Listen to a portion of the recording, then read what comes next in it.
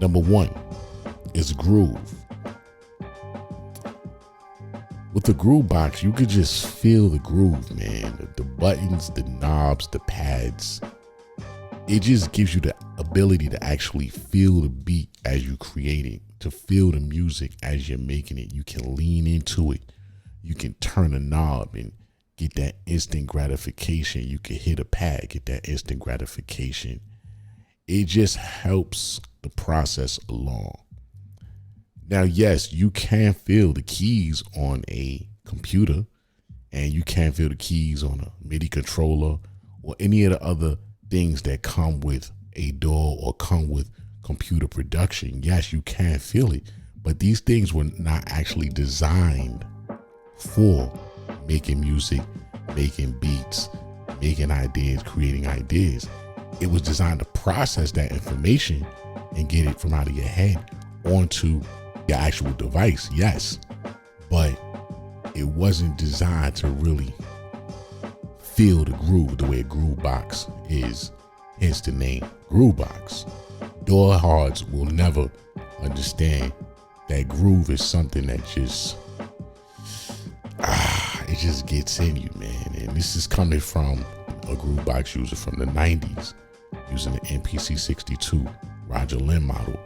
Not to look down on DAWs, because as I've said before, the best setup is a hybrid setup. So I would definitely use a DAW, but the Groovebox is nothing like it.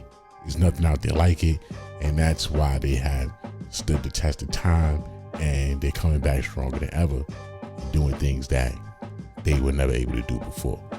So groove is going to be the first thing that diehards will never understand when it comes to Grooveboxes.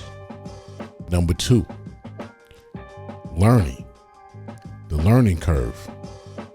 When you jump into a Groovebox, I mean, if you really jump into it, you can learn a Groovebox inside and out within 2-3 days.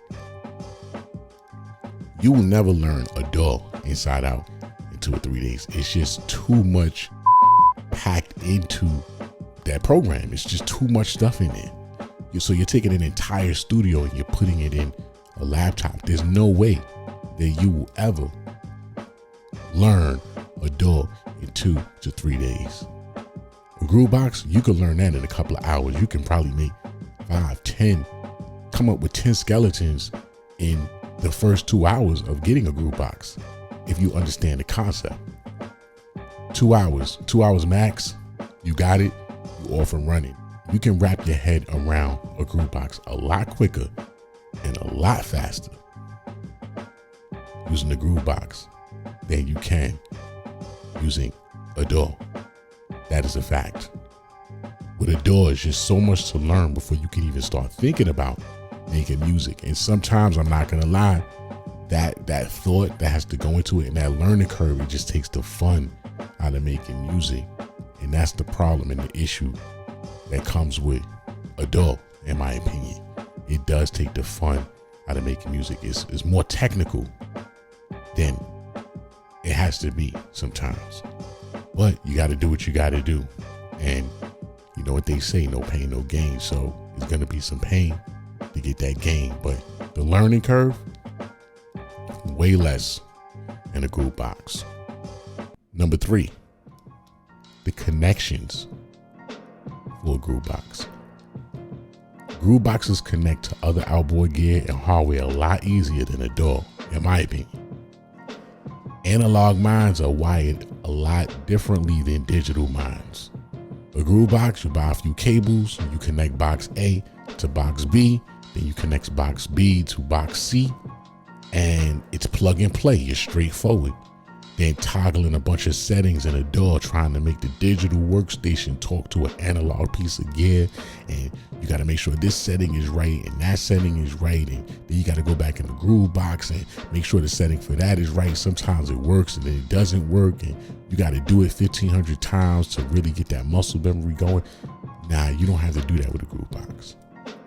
You connect it, the in to the out, the MIDI A to MIDI B, the MIDI in to the MIDI out, the MIDI through to this. Everything is talking to each other. Connections is going to be the third thing that DAW hearts will never understand when it comes to a groove box. Number 4, the grit.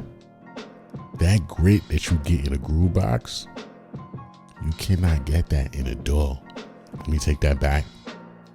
You actually can get it in a DAW. You can get the grit in a DAW. I mean, it's going to be a remake of the grit. It's going to be a imitation, a great imitation, probably even better than a groove box because it's digital, right? But that analog grit, you cannot get that in a DAW. That low frequency grit, it just does it naturally in a groove box. You don't have to adjust settings and adjust the EQ and put this plugin on it and that plugin on it to give it that grit. It's just gonna be there. That low frequency hum, that grime, that grit, that swing. You're not gonna get that right out of the box. You're gonna have to play around with it. You're gonna have to play around with the settings, come back to it 2-3 days later. I mean, it may take a month to get it exactly the way you want it. But when you use a groove box, what you see is what you get. So grit is going to be the 4th thing that diehards will never understand when it comes to a groove box.